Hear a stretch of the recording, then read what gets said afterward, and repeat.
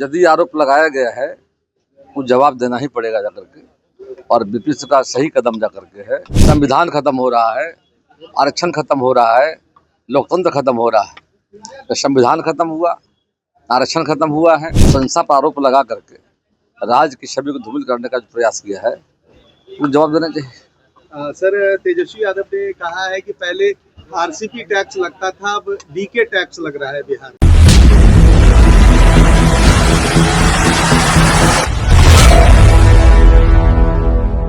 Sir, BPSC की तरफ से प्रशांत किशोर को है नोटिस भेजा गया है। कहा गया है कि 7 दिन के अंदर जवाब दे कि आखिर उन्होंने जो बीपीएससी पर आरोप लगाए हैं उसको लेकर।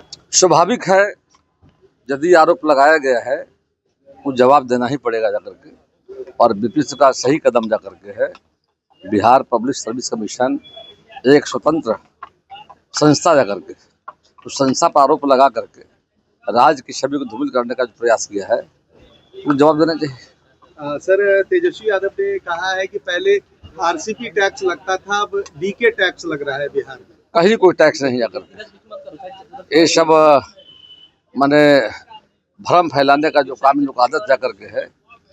आप देखा होगा पूर्व में भी संविधान खत्म हो रहा है, आरक्षण खत्म हो रहा है, लोकतंत्र खत्म हो रहा है। तो संविधान खत्म हुआ, आरक्षण खत्म हुआ है, और नहीं मतलब जाकर के बिहार में लोकतंत्र खतरे में जाकर के सबको आज़ादी है, हर व्यक्ति अपनी बातों को रख रहा है जाकर के है। तो वो इनका एक ही काम रह गया है, भ्रम फैलाना जाकर के। तो बिहार की जनता इनके भ्रम में आने वाले नहीं जाकर के है। जनता सारी बातों को समझ रही जाकर के है, उसका जवाब इनको मिल गया है। चुनाव जो हुआ था बाई इलेक्शन में एनडीए के पक्ष में जनता ने भारी मतों से विजय बनाकर साबित कर दिया है कि बिहार की जनता नरेंद्र मोदी, नीतीश कुमार के साथ खड़ी जाकर के। लालू प्रसाद यादव ने ट्वीट किया है कि बिहार को बदलाव चाहिए, और उन्होंने कहा है कि अगर क्या कहते हैं महिला मान सम्मान योजना चाहिए, 200 यूनिट बिजली चाहिए, रोजगार चाहिए, तो तेजस्वी पद पर चलना होगा, न कि नीतीश कुमार के पद पर। 15 वर्षों में लालू जी ने क्या किया उसको बताया जनता को जाकर के। अंधेरे का बिहार, गड्ढे का बिहार, जंगल राज, घोटाला, दवा घोटाला, अलकतरा घोटाला, अपनी उपलब्धि तो बताया 15 वर्षों का क्या किए। और हाल में सरकार में शामिल होने का मौका मिला है।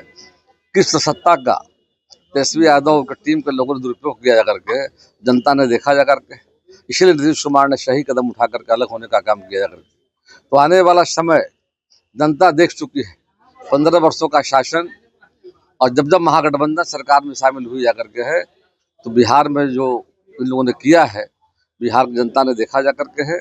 अब इन सबों के झांसे में कोई आने वाला है नहीं जाकर के, पूरी बिहार की जनता खड़ी एनडीए के साथ।